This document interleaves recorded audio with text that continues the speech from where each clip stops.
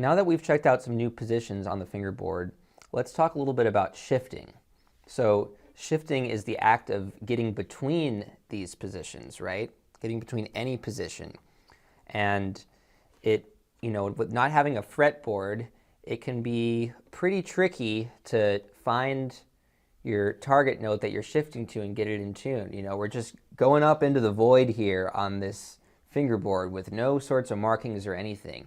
Now, some folks like to use little strips of tape on the fingerboard. When you're first starting off, that can be really helpful. It's something that I did as a kid when I was starting off on fiddle.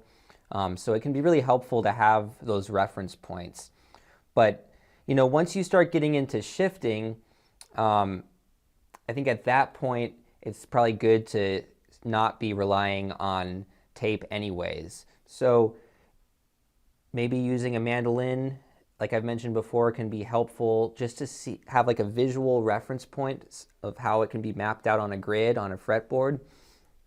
But we unfortunately don't have the luxury of using frets. So it's going to take some long practice, and like I've said before, it's a never-ending journey. It's really about embracing the practice of it and the process. It really is a practice in that sense, and I don't think anyone ever reaches a point where they have completely mastered shifting and intonation without any room for improvement.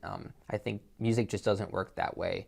So I'm saying that hopefully not to discourage you, but to encourage you in that there's always more to improve, but it's kind of more just about enjoying the process of that improvement and getting into new territory.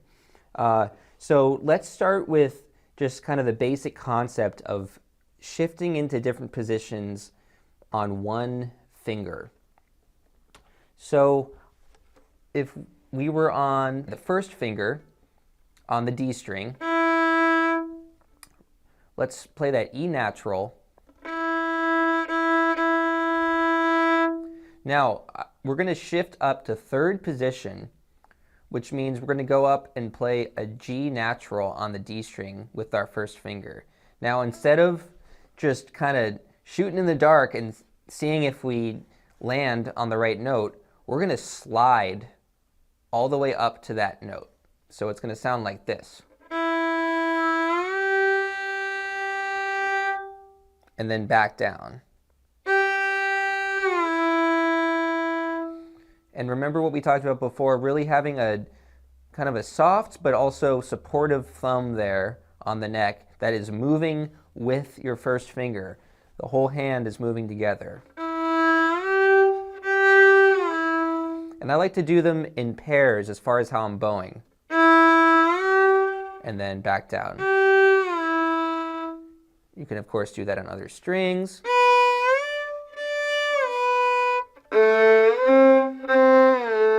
That C was a little sharp.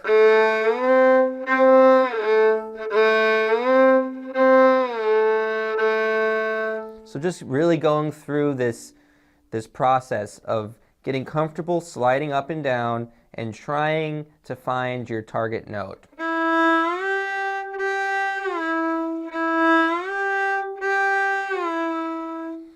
So we can use various fingers kind of as a point of reference, and that's what we use as our foundation for shifting. So you could do the same thing with your second finger.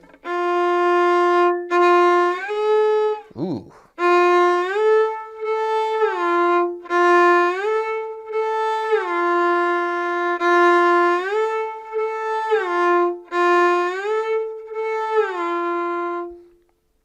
This is kind of the first step in just getting acquainted with moving up and down the neck using one finger. Now let's try going up to second position rather than third. So back to the first finger. Just going up one step. Let's do the same with the second finger.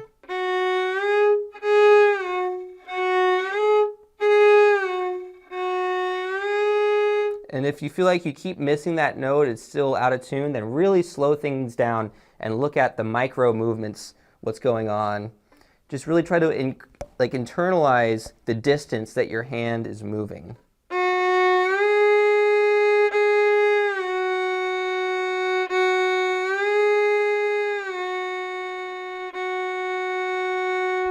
This sort of practice takes a lot of patience.